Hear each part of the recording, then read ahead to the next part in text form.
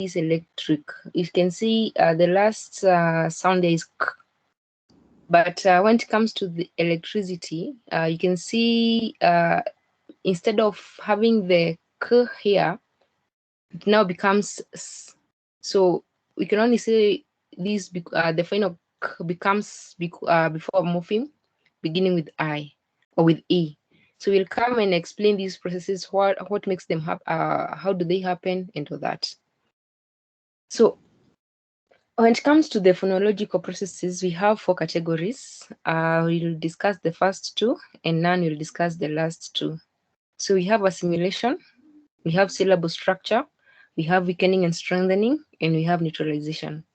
So when it comes to assimilation, these when the segments are more alike. We'll come and see how does that happen.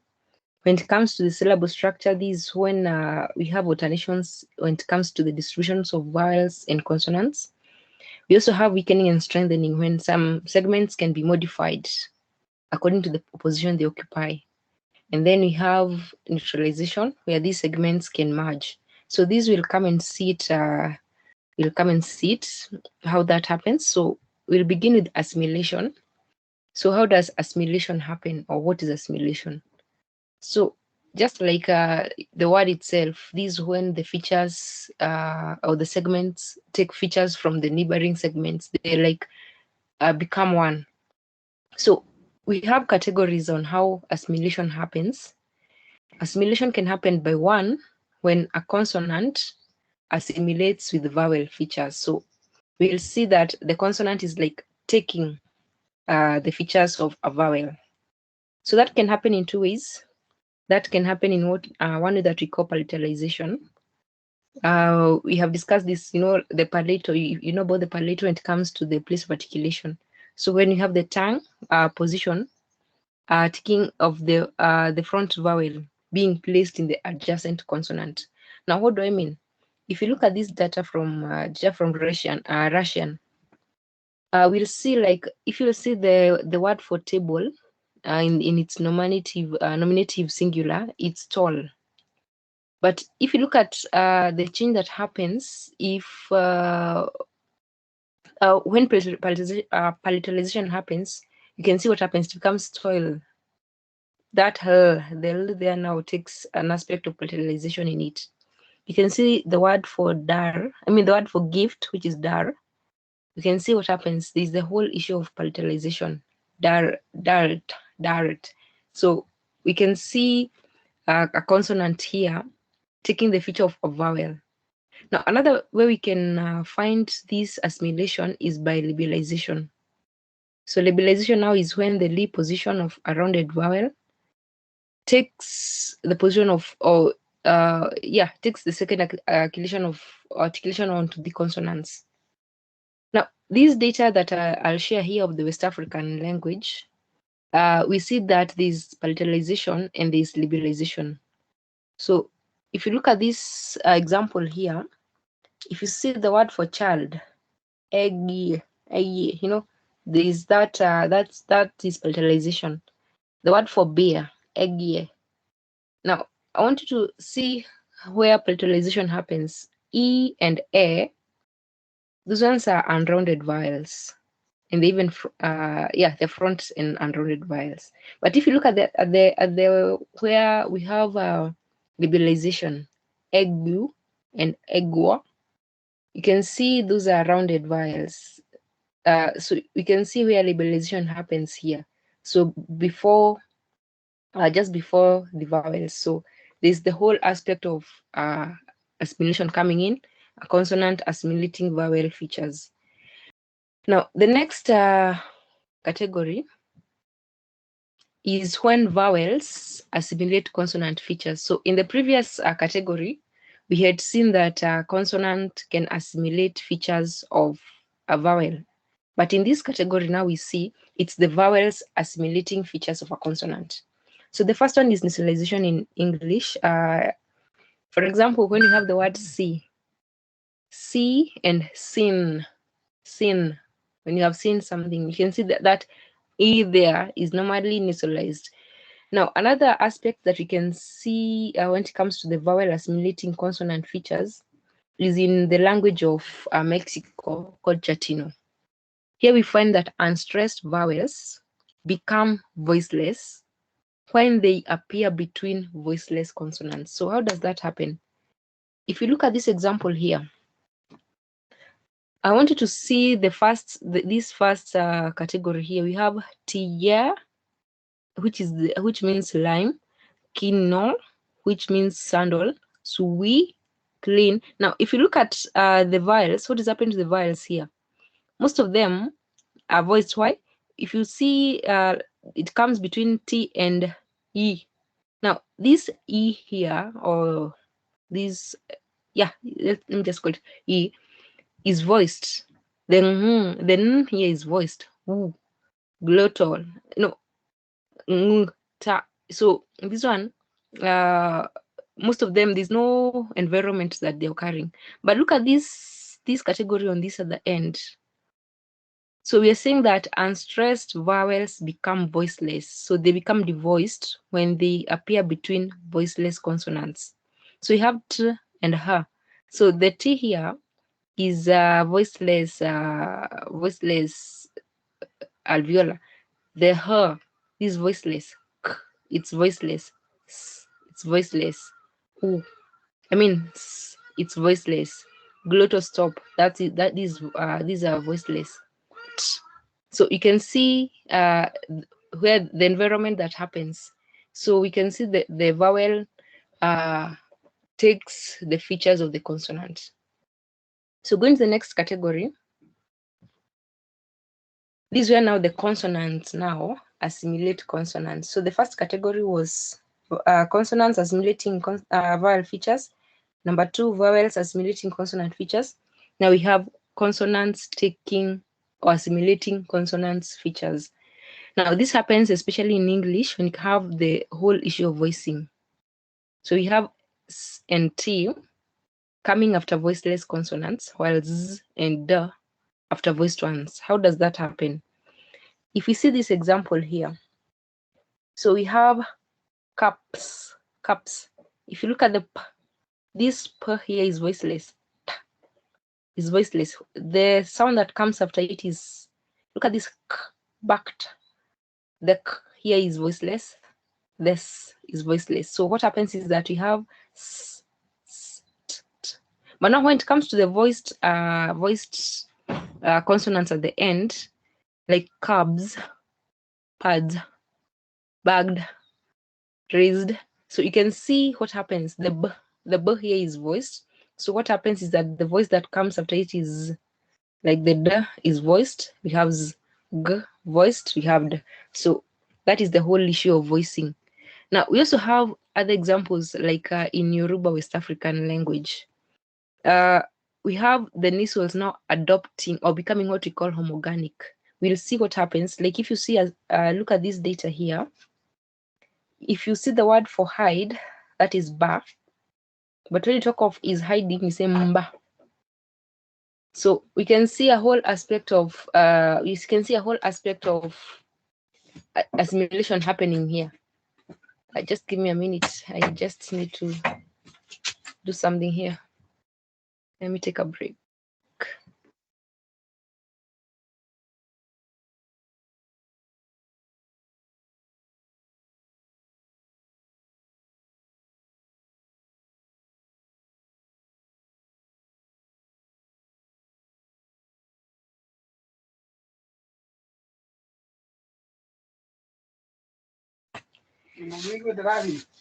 Asha.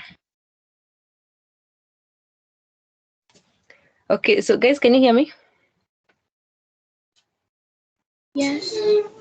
Okay, so I'll go on. Yes, so we have the nasals here becoming homogenic. For example, you have the four there, which means break. You can see what happens. When you say is breaking, becomes four, four. So we can see assimilation happening here, but these are consonants, the nasals taking the prefix of these words. So we have consonants assimilating consonants. I'll go on to the next category. Now, these are vowels, assimilating vowels. So this happens in two ways. We have what we call the vowel harmony, and we have what we call the umlaut. So the vowel harmony, this is when the vowels agree in certain features. So, for example, we can see in this data here that the high vowels of the suffix will agree when it comes to backness and rounding of the stem vowel. Look at the word for tooth, this. But when you say my tooth, you'll say dissim. So you can see there's no much change there because it is just these are front vowels. But now, if you look at a word like, let me see a word like, like gauze, the word for eye. If you look at that, it becomes gozam. So why doesn't it become gozim, goza? Just becomes goz, the u. So we see that here, the high vowels of the suffix have to agree when it comes to the backness and the rounding.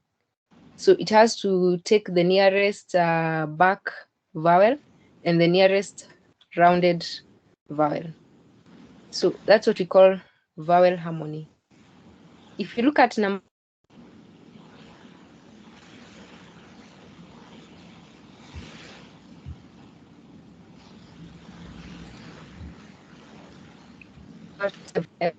Hello, Stella. I couldn't become hear you. evem, why doesn't it become the same e? Sorry, can you hear me? Oh, yeah, no, yeah, I can hear now. Okay, Okay. go on, let's continue. Yes, I was talking about this, the whole issue of the vowel harmony here, and the house, like ev, we simply say evim. So what happens here is that when it comes to the suffix, there has to be a harmony. There has to be like an agreement. So it has to, it is like taken to the nearest front, they either fronted or they have to agree in either backness or rounding. Okay, So what that is is the different. feature? Can you explain the Sorry? feature? Can you explain the feature that makes it similar between the vowels? E and E, A and E. What are the similar features from this? Both of them are front vowels.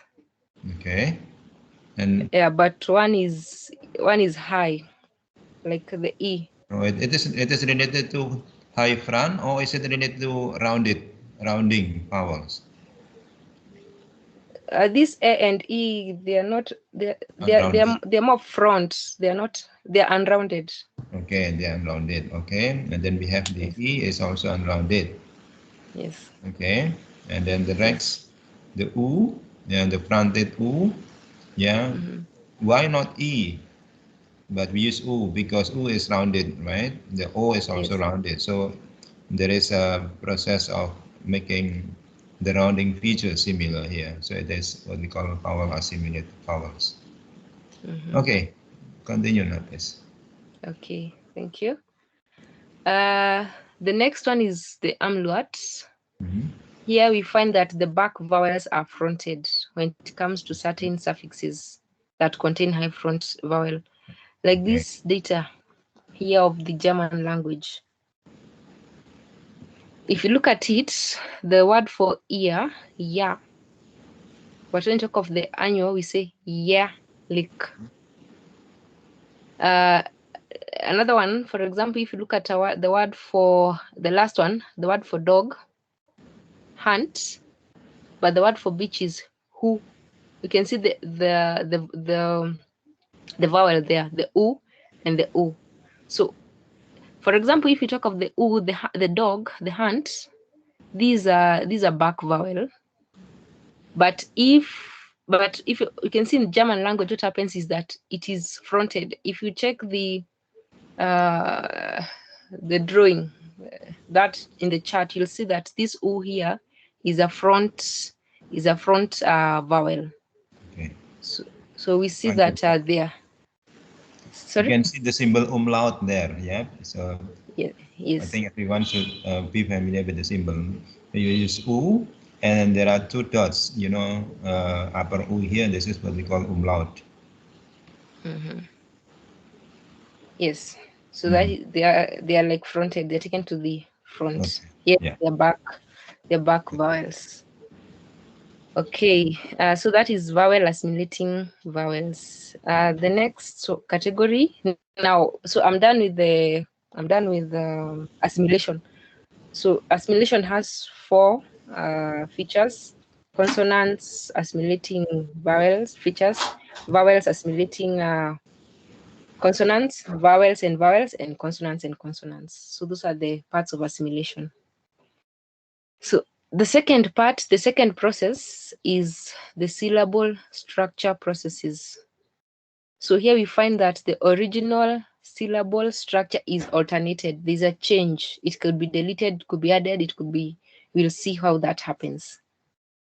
So the first category is when a consonant is deleted. So we call it consonant deletion. Like in French, we will see that the final consonant is dropped. It is deleted when the following word begins with a consonant. How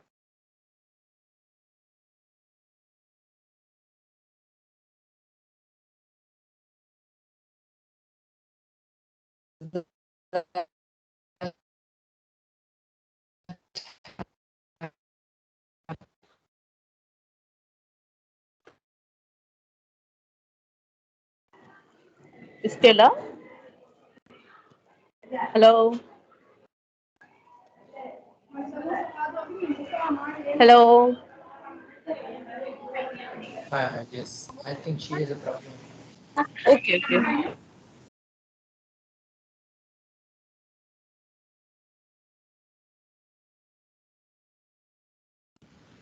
Hello, whose turn is it? Is it Nan or Stella? No, Stella. Stella is still in the middle of her presentation. I think she has an internet connection problem. Oh, all right. All right. Hello, Stella. Can you hear me? All right.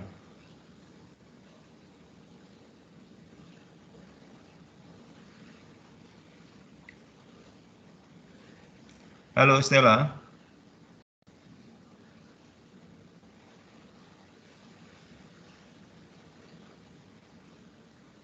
Okay. Nan, do you have the same PowerPoint or different one? For me is that I have my part, but now she has shared the screen, so I can't share screen, right? All right. Okay. Okay. Let me check again with Stella. Hello, Stella. Can you hear me, Stella?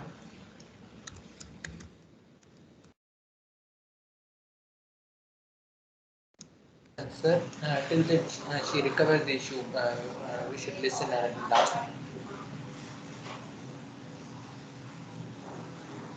All right. So I think there's a problem with the connection. All right. Yeah. Please, Nan, could you please continue then? Okay, so please wait.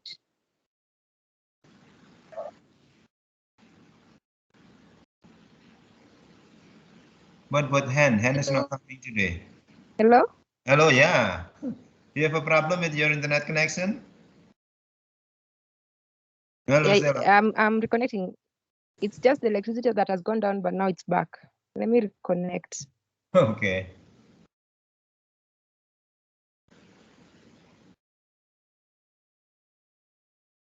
Okay, do you know what happened to Han? Why Han is not coming today? Sada, Sir, do you know where she is?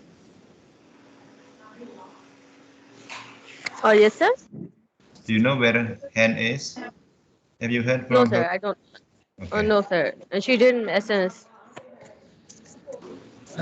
sir, I think she messaged earlier in the group and she mentioned that she had a problem of network. She wouldn't be able to join. Okay.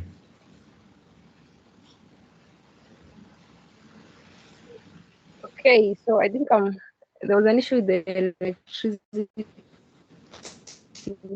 on this. Can you see my screen now? Can you hear me? Yes. Yes. Okay. So I'll just continue. Yes, I was talking about the consonant please, deletion. How a consonant. Yes, how a consonant is deleted. We can see, like in this French data here, the final consonant has been dropped. Like when you say petite army, we can see here whenever it's there's a vowel following this, this word, the consonant remains. But if you compare with the data on this other side, when you say petit garçon, which means a little boy, we can see here what happens is that the consonant has been deleted. You look at gros army, big friend, but you can see here gros garçon, a big boy. So anytime, maybe in this language, when we have maybe when the preceding or the word that comes next begins with the consonant, what happens is that the consonant that had come before it is normally deleted. But still in the same data, in French, we see that the final consonant can also be dropped at the end of a phrase, or when you're talking of a word when you're speaking in a word in isolation. Like if you see like petit, he is little. If you see the word petty here, it's the same as petite or petite here, little. So you can see at the word at the end of the phrase here, that has been dropped. If you look at gros army, you see il est gros. You see the z has also been dropped. He's big. The word, the same with the tre, very. So this one was tres, etroa, very narrow. But we see what happens here is that the z was dropped. So because this word has been spoken in isolation. Okay, so can you hear me? I'd like to go to the next one. Yes. Okay. Going to the next category, we had talked of consonant deletion, but again, a vowel can also be deleted. Look at this data in French. We see the vowels of the definite articles l and le and la are deleted. So the vowels here e and a. So when are they deleted? When a word begins with a vowel. Look at this example here. We have le garso, the boy. But when you're talking of the friend who is a masculine, we say l ami. So we can see here what happens is that because ami begins with a vowel. When talking of a girl, we say la fille. So la fille, la, the girl. But when you're talking of the friend who is a feminine, we simply say l ami. Why? Because you can see there's the whole aspect of having beginning here with a vowel. So maybe in this language, the whole issue of mixing a vowel following another vowel, doesn't happen. So what happens is that they delete the e and the a are deleted. The same happens in English sometimes because you don't want to repeat vowels. Some vowels are deleted. Look at the word Mexico. If you want to talk of the whole aspect of being a person being a Mexican, we drop the o. So we simply drop the o. We delete o so that we can add a and n. Look at the word cello. When you talk of the person who plays now the cello, the cellist, the O here is deleted. So there's the whole aspect of vowel deletion when it comes to this particular aspect. So that's the second one. The third one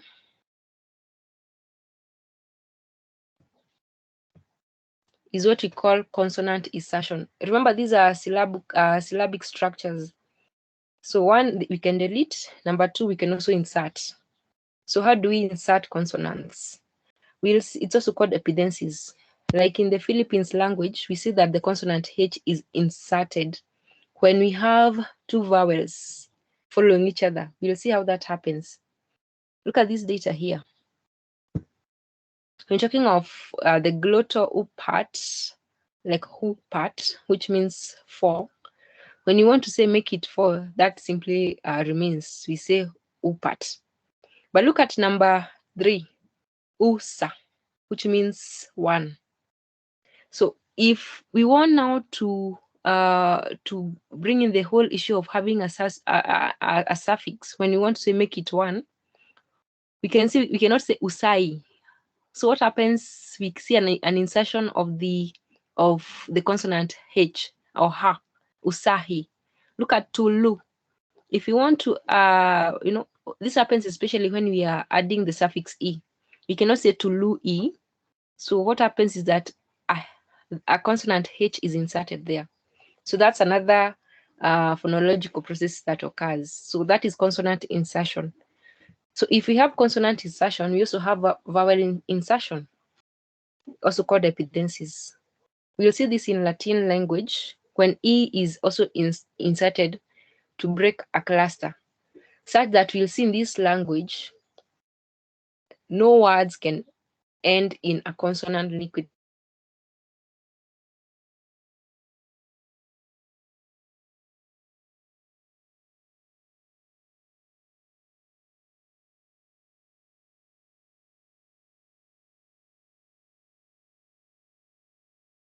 cluster. Hello, Stella. So we'll Hello. Your voice is not okay. Hello, Stella. Can you hear me? yes, All yes, right. I Okay. can hear you. Yeah, it's up and down. Okay, go on. Okay. You can see my screen, right? Can you see my screen? Yes, yes, Taylor, Yes. we can see you. Okay, Yes. okay. So yes, in this data, when talking of the patries, but look at what the word for father here. We have to insert. That is before that. We have to insert a vowel there. E. So we see that we have a vowel insertion happening there. The next one is what we call consonant coalitions. Now, this coalitions is when consonants are replaced. We'll come and see how that happens. Like in the Korean language, non-continuants that are followed by H normally are replaced with an aspirated non-continuant. Look at this data here. You can see nak,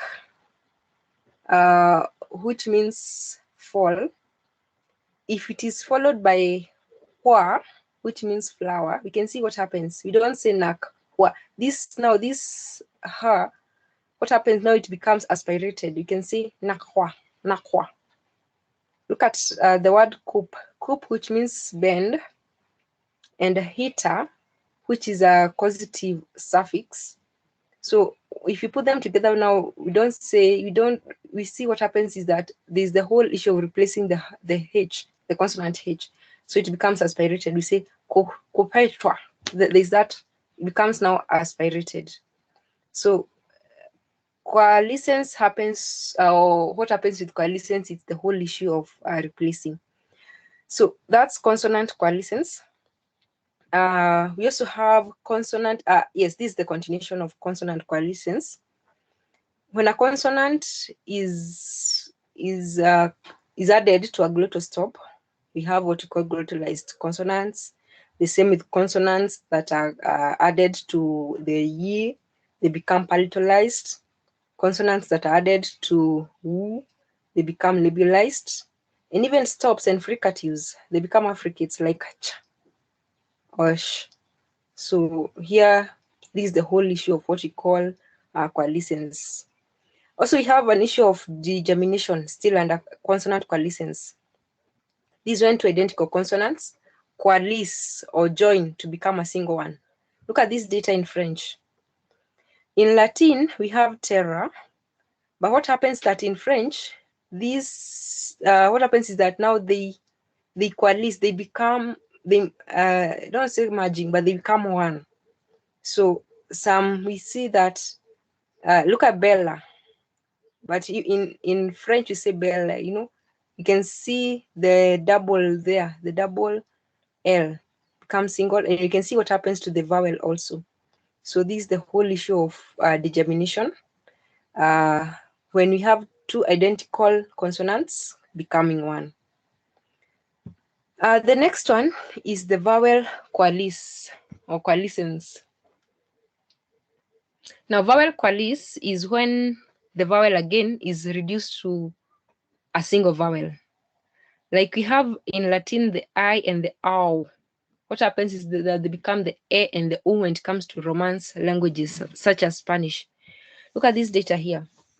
In Latin, we say edificium when you're talking of the building. But look at Spanish. That now what happens is that it's actually it's reduced to a single vowel. You say edificio.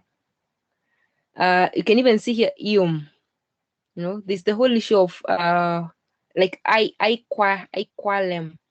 So that again, there's a qualis of the vowels. Causa, we say cosa.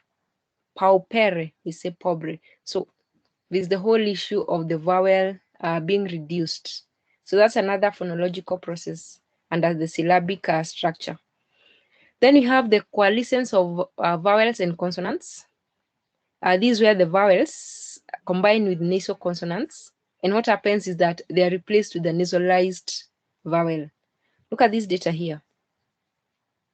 If you look at bonheur, which means happiness in French, we can see what happens to the same, which means bote. You see, what happens? Look at this: vowels plus nasal consonants. So, like this, bo. So here we have a nasal consonant here. You can see it becomes nasalized instead. You know, it just qualis. It is replaced by a nasal here, or a nasal vowel. I mean, a nasal vowel. Look at this romanste. O is followed by m, which is a nasal. Look at what happens to talking of the romance in masculine form. Simply, the R there becomes nasalized. So that is the whole issue of coalescence in vowels and consonants. Then lastly, we have the major class features. These when a segment changes its class membership. Like you see, like the high vowels and the lateral liquids, they become glides. So they change their features altogether. Like in French, you see unstressed high vowels will become semi-vowels when they are followed by a vowel. For example, the word for sauce is C. But when you want to say to sow, because here there was a vowel, what happens is that there has to be a semi-vowel in between. We say swear. Look at zoo, which means play. When you want to say to play, there's a semi-vowel coming in. But again, remember, this happens with only the high vowels. To becomes twi, to kill. So we can see the whole issue of the class change. It changes everything there. Lastly, we have what we call metathesis. This is when two segments interchange. Like we see a consonant plus a glottal stop becoming a glottalized consonant. How does that happen? If you look at this, the segment now, it takes another place. Like usa, you see the glottal stop is here, which means one. But when we want to say once, we say ka sa. You can see where the glottal stop happens. Also with upat, for, also we can see the position or the segments interchanging. So those are the categories we have when it comes to the assimilation and the syllabic structure. So the last two are weakening and strengthening and neutralization, which Nan will cover. Nan, can you hear me? Yeah. So I'm going Hello, to. can you hear me? Okay. Yeah, I'm Thanks. going to share this.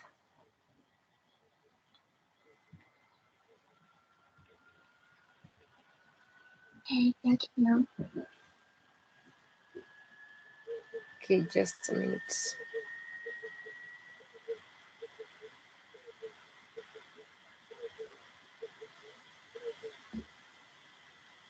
I don't know. It has. Can you see? Can you see the screen? Not yet, Stella. Okay, it's loading. Just a minute.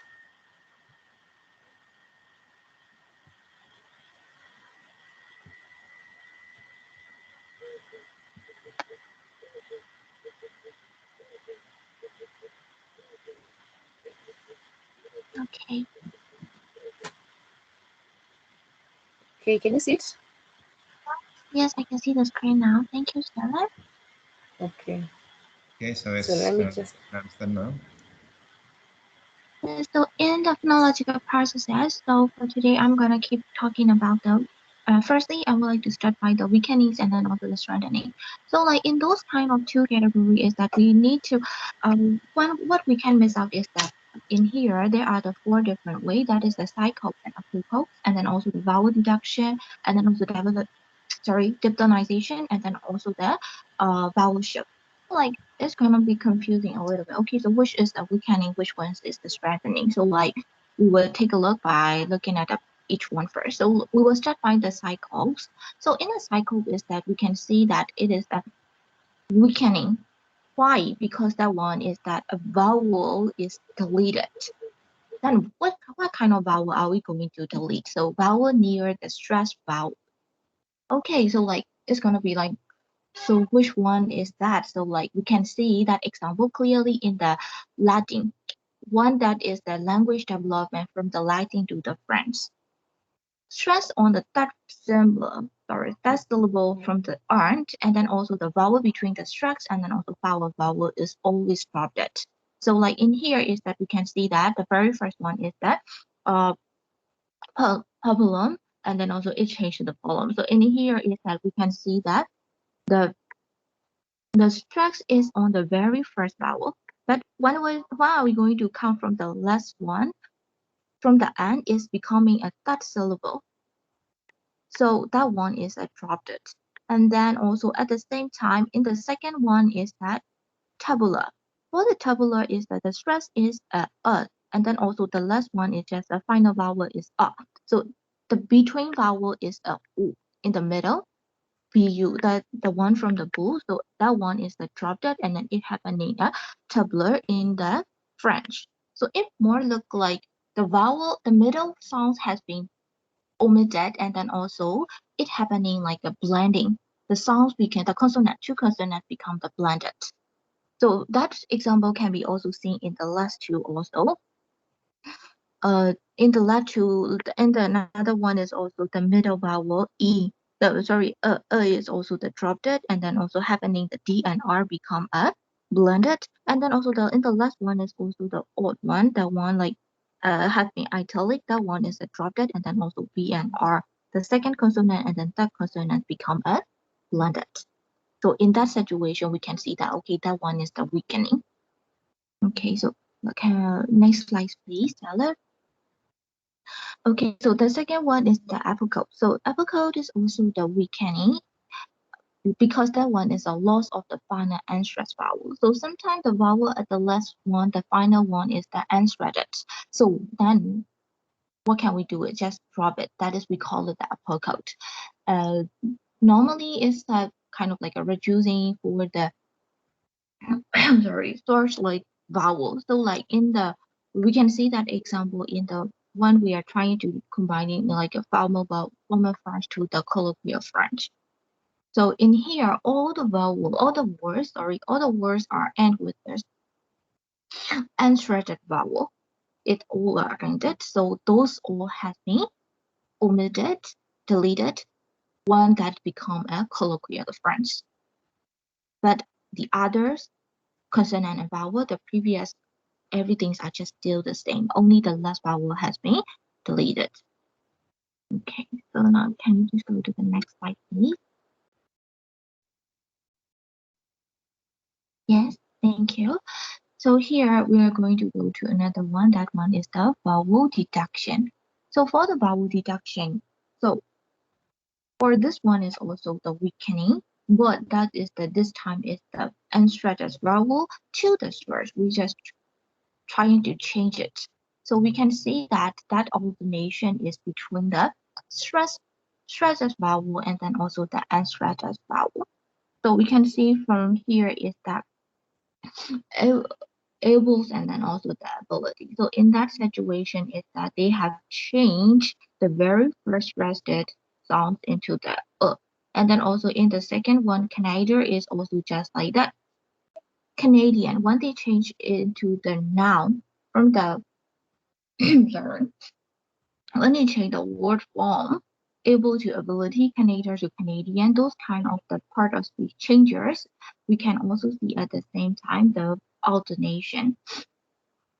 They just change it into the like an unthreaded one. Okay. So like, can you please go to the next slide, please, Taylor? Thank you. Okay, so now we have been keep talking about how to weaken the vowel. So now we have been writing it. Now we have arrived at a strong one and then also the strengthened one. So like we have been like a cycle, a vocal, and a reduction. They all are for the weakening the vowel. So starting from the diptonization is the strengthening vowel. So in here, Latin words E and O, like they have the diptonized one in the situation of that the vowel is shredded. When the vowel is shredded, we have been changed into the yeah and then also the word. So but that one is only we can see it in that leading to the Italian changes. So in here is that we can see that in the example, the first one is that one is the shredded is the word. So let nuts it changed to the v sorry, yet nut. It changed to like that. So is changed to the y. And then also in the third one and the fourth one, we can see that the stress that O sounds is changed to the w. Okay, so now after that, we will go to the vowel shift. The next slide, please.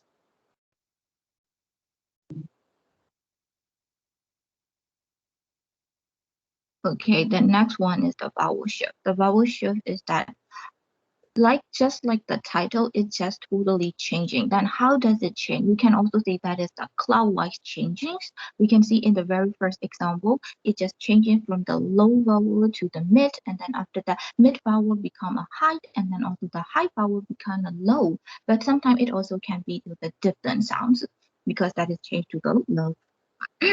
But to be able to memorize it easily, we can just memorize it. The vowel shift is according to the clockwise. It's just called the clockwise. We can just memorize it like that.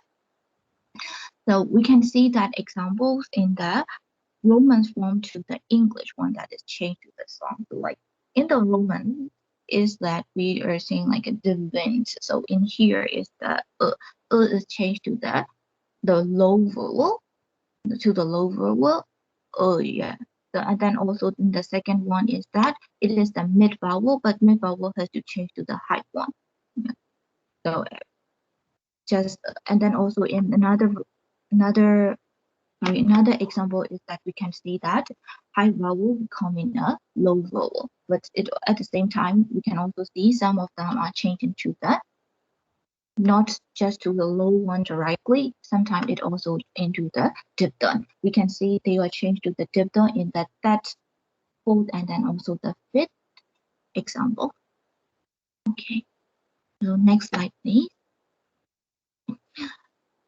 Okay, so this time we're going to go to the neutralization so that I've been done with about the weakening of the strengthening. So we can just say that weakening and in the strengthening, there are the four category, standard codes, codes, and then also the vowel detection. Those three are for the weakening, and then also the diphthongization and the vowel shift. Those two are for the strengthening. Okay, and then after that is that now is the neutralization. So that what is the neutralization? So neutralization means is that like a redacting, the process of the redacting the phonological destination, but it need to be in a particular environment. And then also we can also say that is a kind of like a part, a kind of like a segment, which contracts one environment. Okay, sometimes one environment have the same representation with the environment of the neutralization for those kind of situation is what we call it. So, but in the neutralization is that there are two different things. That the first one is the consonant neutralization and then also the vowel neutralization. So now I will start by explaining about that consonant neutralization. So the next slide, please. Thank you. So in the consonant neutralization, so what is the consonant one? So is the voice and the voiceless observant, it becomes constructed in the initial and then in the vocative position. So, and then we can see that only the voiceless can be found in the final position. That is the important fact. And then also it can be paired, becoming kind of like a voice and the voiceless observance in German. So we can see that example clearly in here. The last one, the consonant becoming the neutralized by the voiceless. In here is that the very first one is that it was end with a voiceless one. So in here we need to change it into the word. And then also in another one is the bund.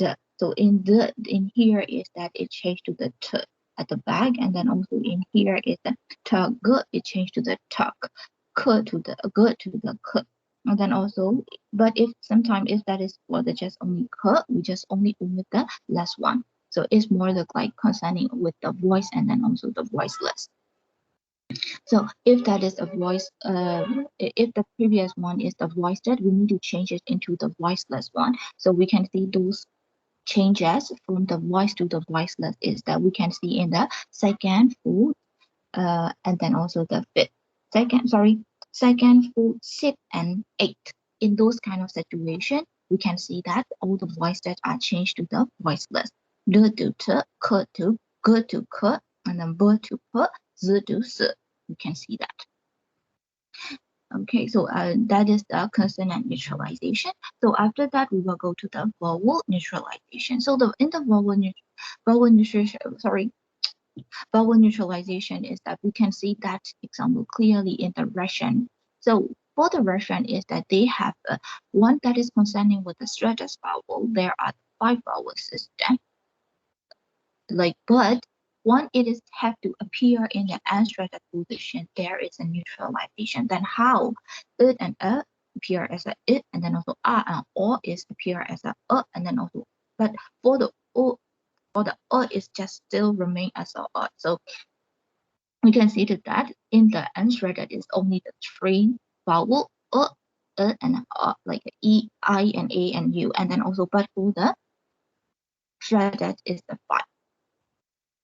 So we can see that situation in the example. So in the example is that we can see that for the snow is the very first one is that we can see that the stressed one, the vowel in here I is changed to the back to the I, because like in the short vowel, according to the short vowel is there is no I. So all of the there is no E, that's why the E has to be changed to the I one. And then also in the forest is also just like that. The same pattern, I has to appear as an I, it's just happening. And then also another one is the glass and then also the glazer. So for the glass and the glazer is that A is still the A, and then also for the, so we can just see that for the vowel neutralization is that just only one thing. In the Russian is that stressed one is the one thing and the unstressed is the one thing. So when we have to change a singular to the plural form, we need to change the vowel sound also stressed to the unstressed. So, and then also for the vowel neutralization is that we can also see another type of the neutralization. Yes, next slide please. So another neutralization. So in the natural neutralization is we can see in the French one. So that is the nasalized vowel. All the nasalized vowels are becoming the low vowel. So what happened at that time is that different vowel may have the same nasalized partner. So it's happening more look like a not specific one. The main thing is all nasalized have to be low, just only kind of like that. And then for that situation is that we can see in here is that for the fitness to the 5 that we change it, it's happening. In there is that there is a nasal sound n, but that we have to change it into the and to the another vowel. And then also for the fullness is also like that. After the vowel, if that has been the nasalized, we need to change it when we want to change to the masculine masculine stance, we have to omit all the nasal voice, and then also we just need to change the vowel into the nasal form. That is another type of the neutralization that can be found in the French. So that for the neutralization is more clear, it becomes clearer because there are only two types, consonant neutralization and then also the vowel neutralization. Yes, so I have been presented based on that. For the consonant is that using the example of the based on the German language, and then also for the vowel neutralization is that based on the Russian and then also the French. Yes, thank you. Okay, thank you very much, Nan and Stella, for your presentations. Yeah, there are a lot of phonological processes that we can see here. And as you see from the beginning, that the phonological process here relates to the, it can be related to the change of sound, deletion of sound, addition of sound, weakening of certain sounds, and also coalescence of two sounds into one. So what we are going to, by understanding this phonological processes here, I would like you to understand the phenomenon happening to in the language that you are going to observe. Because once you are going to write, what do you call that, paper on phonology, first you have to be able to identify what kinds of phonological processes that you will present or that you will write in your paper. The phonological process here can happen because of the environments, of the sounds occurring before and after the sounds, on the position of the sounds. It can be because of the impact of morphological process. So when you add a certain affix, and then it may also have an impact on changing the sound. Besides, when talking about phonological process, you can also talk about loan words. Yeah, loan words. So the words taken from a foreign language, into the language that you are going to observe, for example, then you will find out some phonological processes that may happen. These phonological processes, in terms of the loan words, happen because of the different system of the phonology between the target language and the source language. The source language is the language that you borrowed, and the target language is the language that borrowed the loan words. All right. So by having this, what do you call that, this phonological process, to get an idea of what topic that you are going to write, and at the end, you need to find out. For example, you feel that you are interested in talking about neutralization. Neutralization is very interesting because to know that there is a process of neutralization, first of all, you need to identify that the sounds that you suspect to be undergo the process of neutralization should be different phonemes. So because there are different phonemes, but in a certain context, the different phonemes here are considered as a singular representation. So they are represented as single representation in a certain context, but in other contexts, they are represented as two different phonemes. Okay, so when we talk about underlying representation last time, okay, I will show you again the topic that we talked about last time on underlying representation.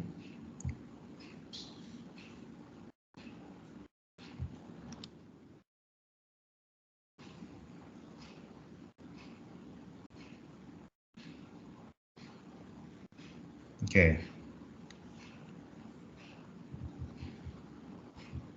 And Russian, I think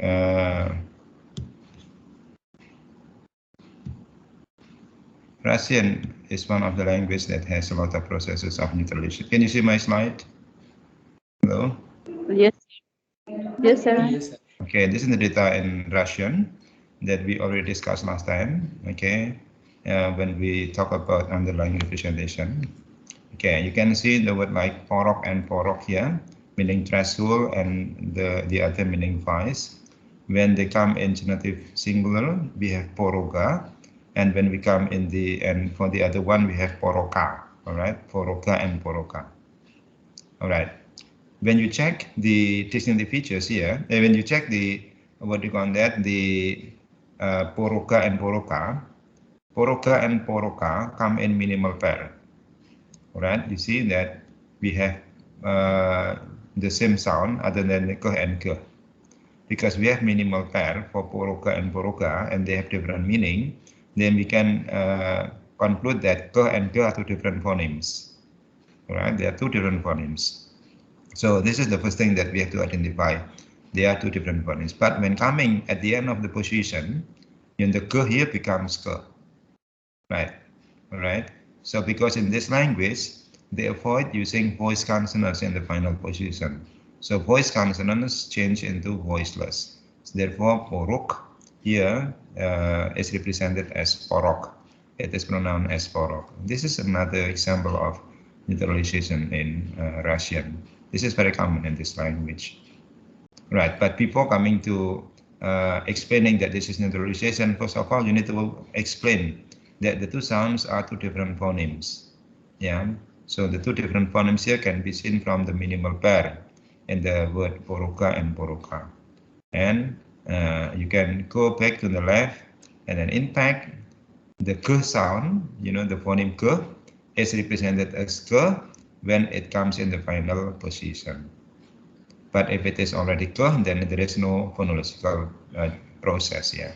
So the phonological process happens only when the k occurs in the final position, which is, but the problem is, does it have phoneme k? Yes, it has. Does it have phoneme k? Yes, it has. So they are both have the k and k phonemes, but the k phoneme and the k phoneme, they are both neutralized.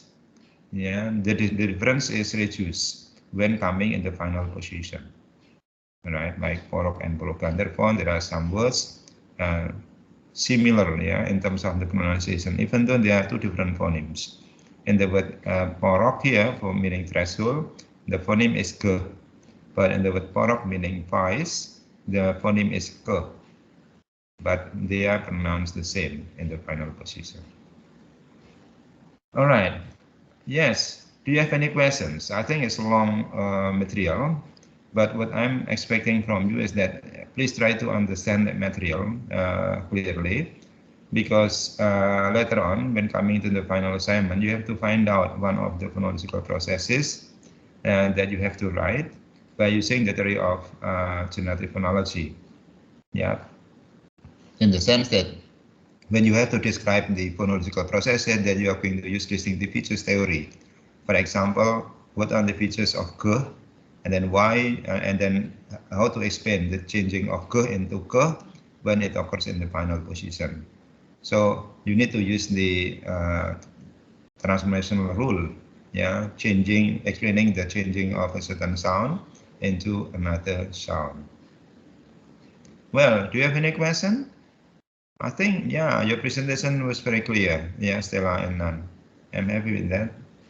If you read Shane's book, I think you will get a complete information on this material. And some other books by Katambas also, he gave a chapter also on phonological processes.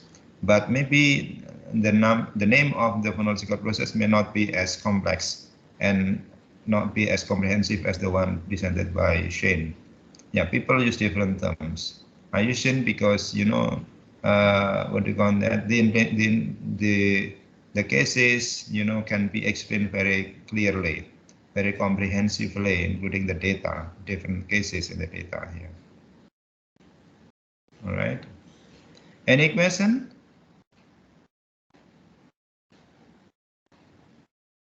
Okay, what do you think? Was the explanation clear to everyone? Yes, sir. Yes, okay. Did you read Shane's book on phonological process?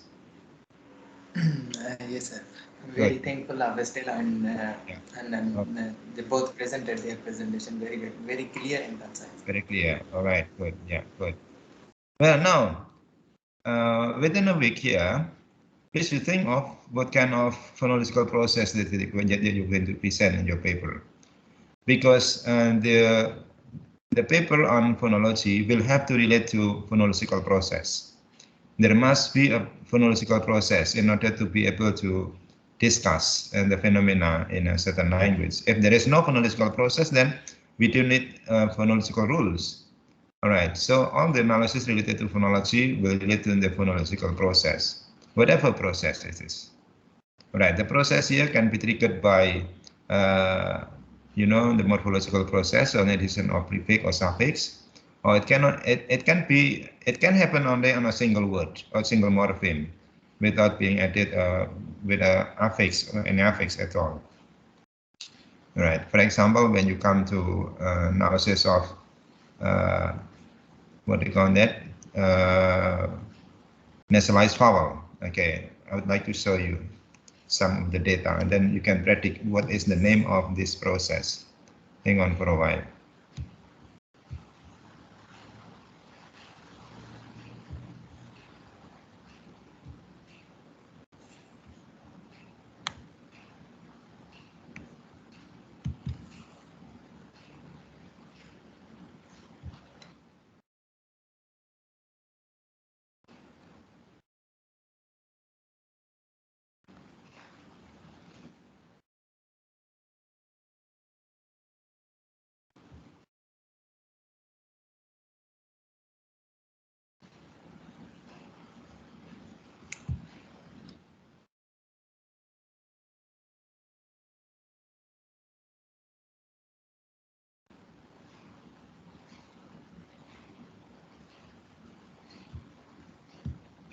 I have some data in Bahasa Indonesia as well that maybe you can think of what kind of phonological process is happening here. Okay, now I would like to show you the data here. Okay, look at here, the data. This is the stem and this is the nasal verb. Okay, we have like buka. Okay, and then this is the basic form, the stem, and this is the active form, buka, to open. Okay, puput, membuput, like to grind. Intip, to peep, ngarit, to cut. What do you call that? Yeah, like to cut. Goreng is to fry. Duduk is to sit. Dodok is to like to jam or something. All right, so we have like stem, and then we have active transitive verb here. And you can see there are some forms of the nasal prefix here. If you compare between the stem and the transitive verb in the nasalized form, we have and we have we have and then we have and we have as well. So there are three, what do you call that? Three forms of the nasal prefix in this language. All right. In order to be able to show that there is a nasalization process, you have to check the difference and the similarity between the nasal and the coming, what do you call that, and the nasal and the coming consonants. You can check the is bilabial and the pu is bilabial. All right. Okay, look at here, the bilabial and bilabial. But when we have nasal and we have vowel, we have Okay. When we have velar, we have as well. When we have alveolar, we have n. The is alveolar, n is alveolar. Okay, n is alveolar, the is alveolar. So they adjust the place of articulation.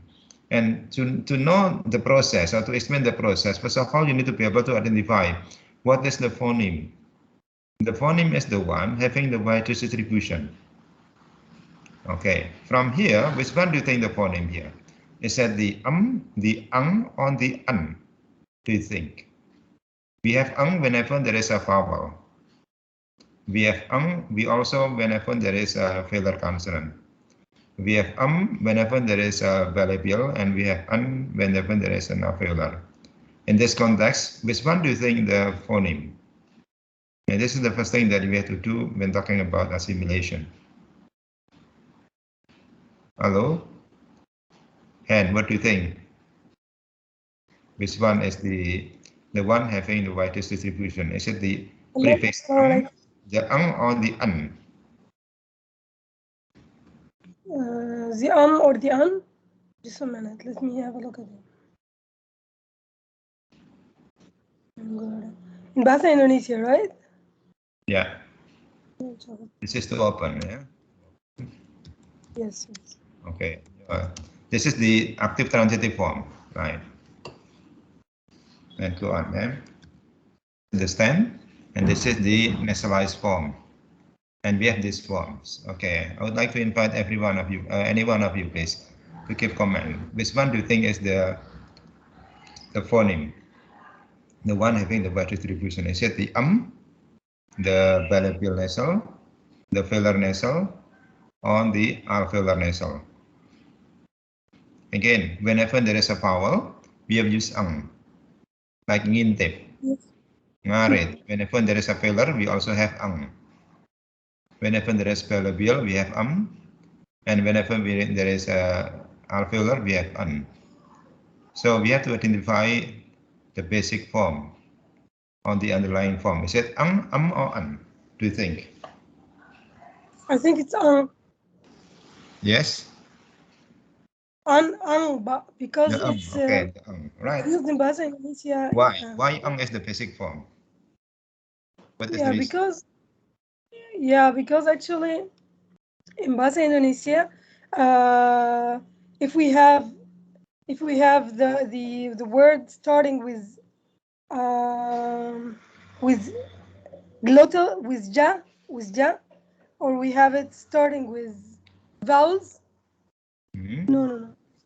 G. This is Japanese. I mean, not Indonesian. This is Japanese. Oh, this is Japanese. Oh, yes. Yeah. This is Japanese. The why the here occurs before vowels. Okay, look at here before vowels. So all vowels come with the So therefore it has, what do you call that, wide distribution. And also plus velar is also the sound. Therefore it has the wide distribution, all right?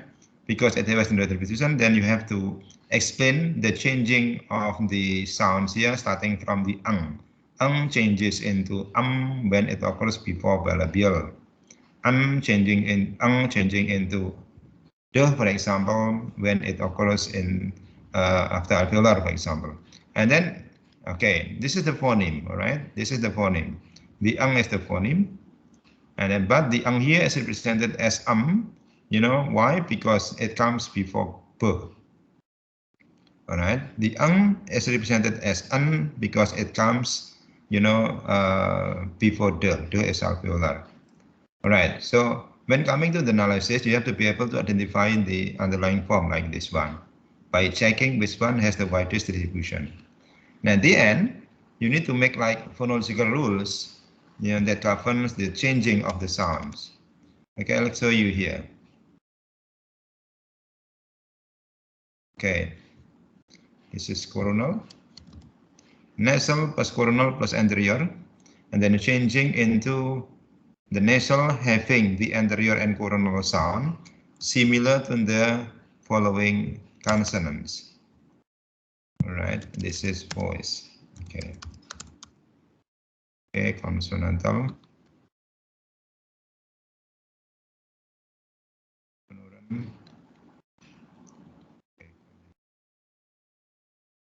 Okay.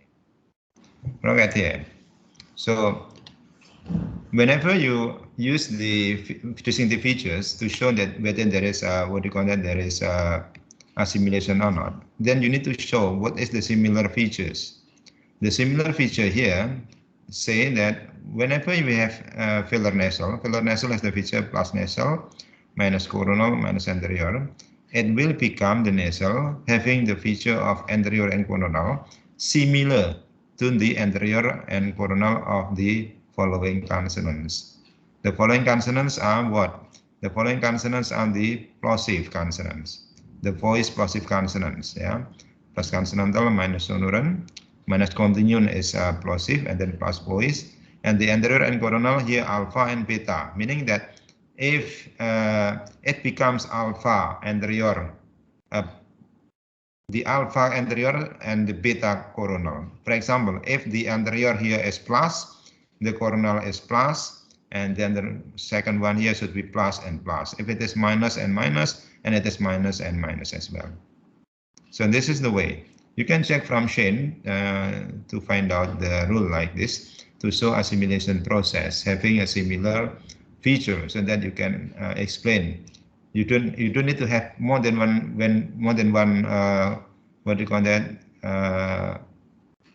rule. Yeah, you only have one rule that can be used to explain the changing of ang into an or the changing of ang into Right. So this is the example of the phonological rule that explain the phonological processes here.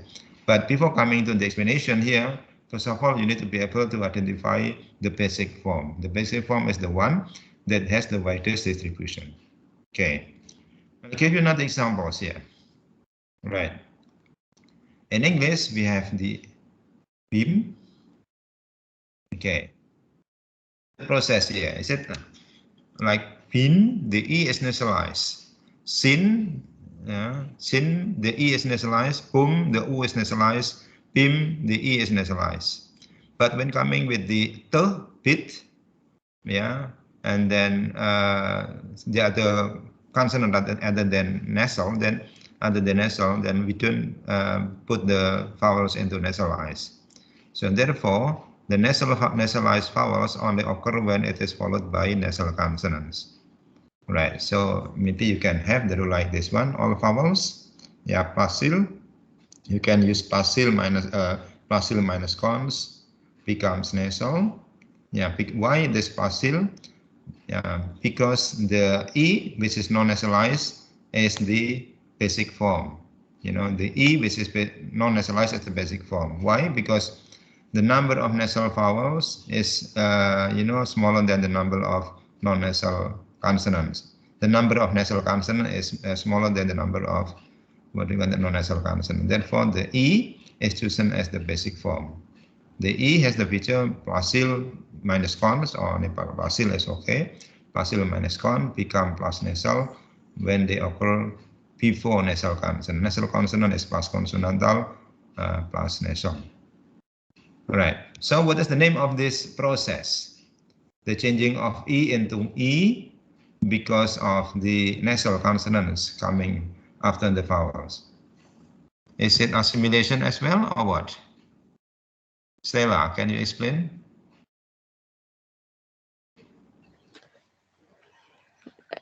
Sorry? Okay, what is the name of the phonological process happening to the sounds?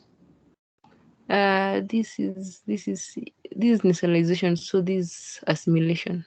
Assimilation. What type of assimilation?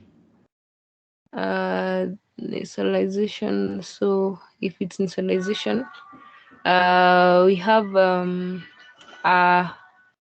what do you call it? A consonant, a vowel taking the feature of a consonant. Okay, so consonant assimilates vowels, or vowel assimilates consonants?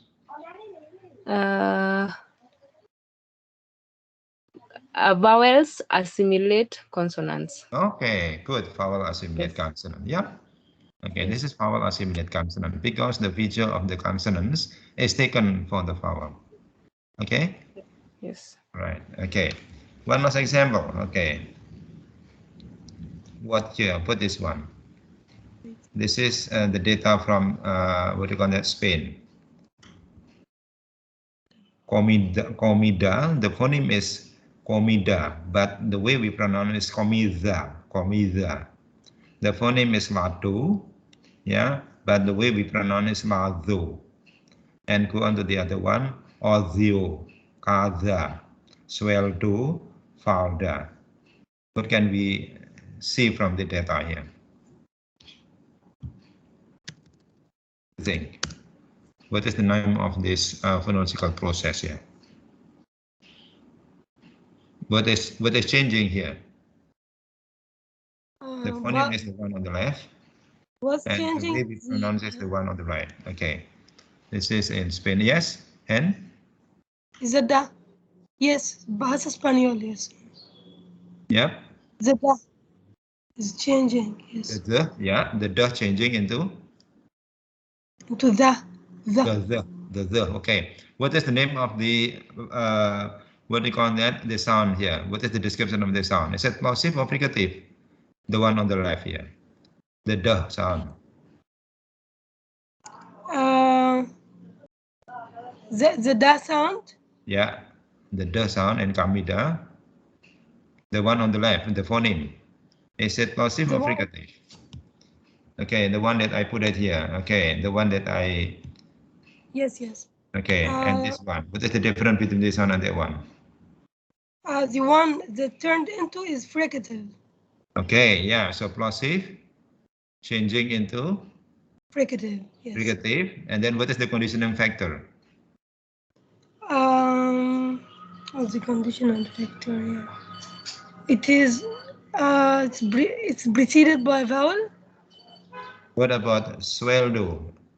Sweldo, there is no vowel here. The preceding sound is not vowel. Maybe because they were Okay, similar. right. Okay, yeah. The sweldo here, there is no changing here, right? But Yes, when the yes. previous sound is It's a vowel, consonant. then, okay. All right. Yeah. So So it's it is right because it's right. preceded Yeah. by a vowel, right? Yeah. Yes. So with there is vowel, and then the plosive changing into the fricative. What is the name of this process here? What is the name Yeah, of the maybe I have. process? Yeah, maybe I have to go to the whole presentation from the very beginning. But Okay. yeah, maybe assimilation or mere assimilation. Yes. All Is right. it assimilation? Yes. Yes. Okay. What assimilation is it? Like that in Arabic. Sometimes in Arabic Quranic rules, there is merging and there is assimilation and there is blending. So Okay. yeah, so I have to go through them again from the very beginning. Okay. What about what you none? What is the name of this phonological process here? Is it assimilation? Yes, assimilation. That one is the vowel assimilate consonants. Good. Consonant assimilate vowel or vowel assimilate consonants? Vowel assimilate consonants. What is changing here? Plosive to the fricative, and then also that is based on the vowel. In front of that, if the before the plosive is the vowel, If you it say, changes to the fricative. If that is before is the consonant, then there is no changing. yeah, okay. So what is the different feature between vowel and consonants here? Why there is a change here? Maybe you can see that, well, for the is minus continuum, all right? The fricative is plus continuum because there is no complete blocking here. The fricative is plus continuum. The vowel is automatically plus continuum. Therefore, the here, the fricative, takes the feature from the vowel, which is plus continuum.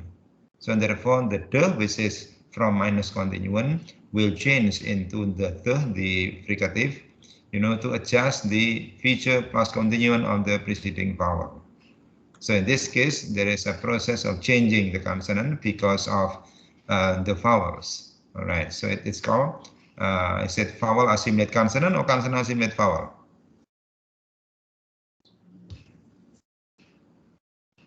Hello? Yes, but yes, we can hear you. Yeah. So you can say that this is assimilation process, the changing of consonants, or you can say that consonant assimilate vowel,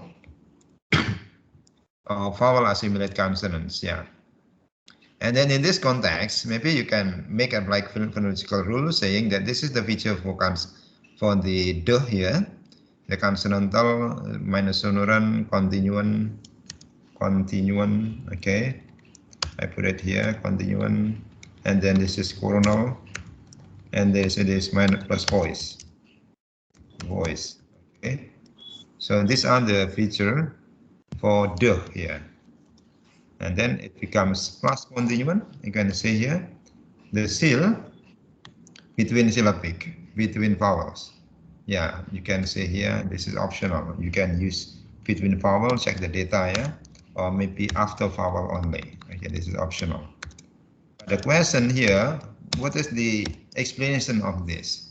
Well, the explanation here, you can see minus continuum becomes plus continuum when they occur like between vowels. Vowel have the feature plus continuum, so there is a process of changing or making the feature similar to the preceding sounds. Yeah, which is minus continuum into plus continuum because vowels are plus continuum.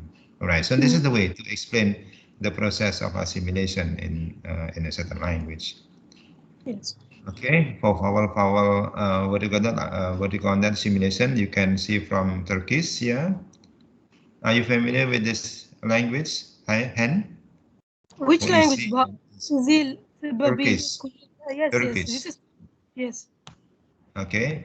So in the data is in the form of phonetic data. For example, the nominative form is. The possessive form is easy. And then suburb, CBP. Okay, but Actually, if it means it's reason. kolu, then we say kolu instead of koli but kolu. Somun, somunu, and then kurdu. There are two processes here. The first process is changing the s into z, poh into b, yeah, and teh into de. But another process which become the concern of this assimilation is the variation of e and u. What is the conditioning factor? The conditioning factor, can you see? Can you explain why? Yes, What but is the conditioning factor? actually, because I'm familiar with Turkish, actually, I know that Turkish words, they are not supposed to be ending the word. If it was to be followed by a vowel, to be ending by plosive, like sabab. So, Yeah. because it had to be added e vowel, so it's gonna be turned into from plosive unvoiced sound into bilabial voiced sound, which ba. Yes. No, the question is that why we have e and u here, the one that I put, what do you call that, pull here. What is the problem here? Why we have What's e and we have u? in kol and kulu? Easy and kolu, for example. Why not koli? Why not koli instead of koli? Because the Turkish language is one of the languages that follows the what you call it. You gave us a question about that in the exam, but musicality of vowels. They have like, if you have o, then you use u. If you have a, then you have u. Why? There's a rule for that, but I forgot the name for that rule. This is Right. a rule. So if you have this kind of variation, you have to check what is the conditioning factor. The conditioning factor is the preceding vowel, right? Yeah. So if Yes. the preceding vowel is E and A, then you have E. And then you have to find out what are the similarities between E and A. If the preceding consonant is a vowel is O and U, and then we have the U sound. And then you have to find out what is the similarity between O and U. And then you can check. Well, it seems that E and A are rounded, for example, and O and U are rounded. So therefore, the rounding vowels here will determine the choice of E and U because E is unrounded, U is rounded. Okay, so you have to be able to explain this kind of situation. So what is the name of this process here? Is it assimilation or not here? It's not assimilation. Yeah, what is the name of the assimilation? Is it? I'm not sure, but yeah, but this is not Do you remember assimilation. what is the name of the assimilation here? Hello, Stella? Yeah, it's vowel assimilating vowels. I Okay, think yeah, we called it vowels vowel assimilate harmony. vowel. All right, Yeah. good. This is vowel Yes, harmony. harmonies. Yeah, this is vowel harmony that we can comprehend in Turkish as well. Okay, so I'll try to give you some other examples to make you really understand the processes here. So that when coming to find out the data and the topic for your paper later on, then you can get an idea, what topic that you are going to find out. So assimilation is broad. Yeah, you can have consonant, vowel, vowel consonants. You can have some other phonological process in the language. You can also talk about loan words. What happens to the loan words in your language. What phonological process is happening when a certain language is what do you call that? Is absorbed in another language. It's used as another language. There is a process happening there. All right, and then we are going to have a look at the phonological process, and then you have to find out the what do you call that? The phoneme. The phoneme is actually E. Why? Yeah, because rounded vowel and unrounded vowel, here the number of rounded vowel is smaller than the number of unrounded vowel. Therefore, the unrounded vowel is chosen as the phoneme, for example. E is the phoneme, and then you describe what is E, becomes what, and what condition. Right, so this is an example on how to do some analysis using the distinctive features here. So next week, I would like everyone, please you think of a topic, you have a week. So I would like to invite every one of you to present the topic and also some data that you have. Some phonetic data, not orthographic data, so that you are not going to use other characters other than the IPA. So we are going to use IPA symbols. Yeah. So the data should be in the form of phonetic data, and the data should be represented using International Phonetic Alphabet. All right. So you are not going to use other than that. Yeah. And if your data contains, for example, characters other than Latin, then please you change the data into Latin so that everyone can understand how to read the data. All right. And then please you also give the phonetic description or transcription, and then the phenomena that you can find from the data that you are going to present in your paper later on. Because at the end of the semester, I hope that everyone can make a paper, that can be used for publication. I still have one more theory that I will explain, next week or the week after. Yeah, basis on optimality theory. This is also part of generative grammar. So and then you can have a look at, you can compare which one do you think, what do you call that, fine for your data. Which one do you think appropriate to discuss your data. Again, for next week, I hope that Han, Sada, Sarfaraz, Nan, and Stella, yeah, would you please prepare for the data and then find out the topic that you are going to write.